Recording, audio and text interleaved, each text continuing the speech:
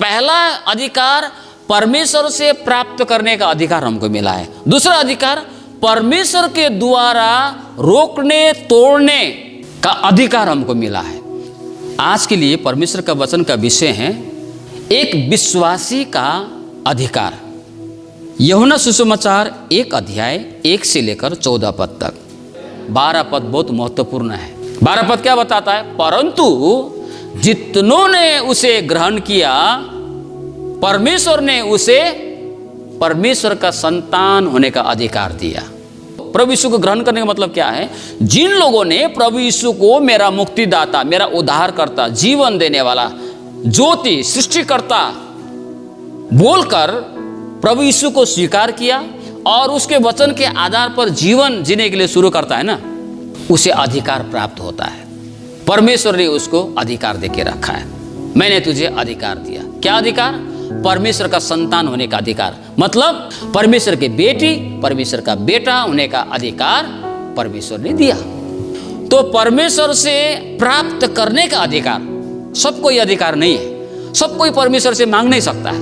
वही मांग सकता है जिन्होंने प्रभु यीशु को विश्वास किया। प्रभु ने क्या बोला? प्रभु यीशु ने, तुमने अभी तक मेरे नाम से पिता से कुछ नहीं मांगा, मांगो। लेकिन याकूब कहता है फिर तुम मांगते हो, पाते नहीं हो। क्यों? क्योंकि तुम अपनी इच्छा पूरा करने के लिए मांगते हो। हाँ, वचन पर चलने वाले बनो, सिर्फ सुनने वाले नहीं।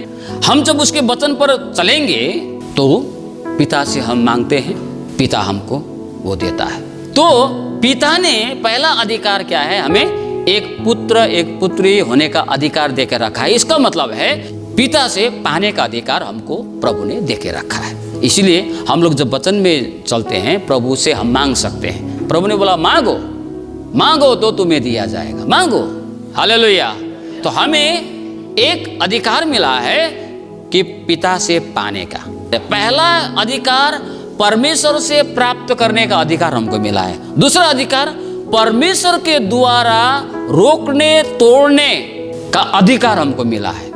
तोड़ने का अधिकार, रोकने का अधिकार, गिराने का अधिकार परमेश्वर के सामर्थ्य के द्वारा हमको मिला है। इसलिए हम क्या करते हैं? यीशु के नाम में हम रोकते हैं। यीशु के नाम में हट जा, हम लोग प्रार्थना करते हैं। यीशु के नाम में रुक जा, यीशु के नाम में दूर हो, चंगाई हो जा। यीशु के नाम से दुष्ट आत्मा तू भाग जा। यह है अधिकार। कई लोग बंधन में हैं, वो बंधन टूटता नहीं है। वो बंधन को तोड़ने का अधिकार भी प्रभु ने हमको देके रखा है। तो परमेश्वर का संतान जब हम होते हैं, परमेश्वर का संतान होने का अधिकार जब हमें प्राप्त होता है, तो ये दोनों अधिकार हमारे पास में होता है। एक तो क्या है? पिता से हम प्रार्थना करके मांग सकते हैं, जब समय आएगा प्रभु देगा।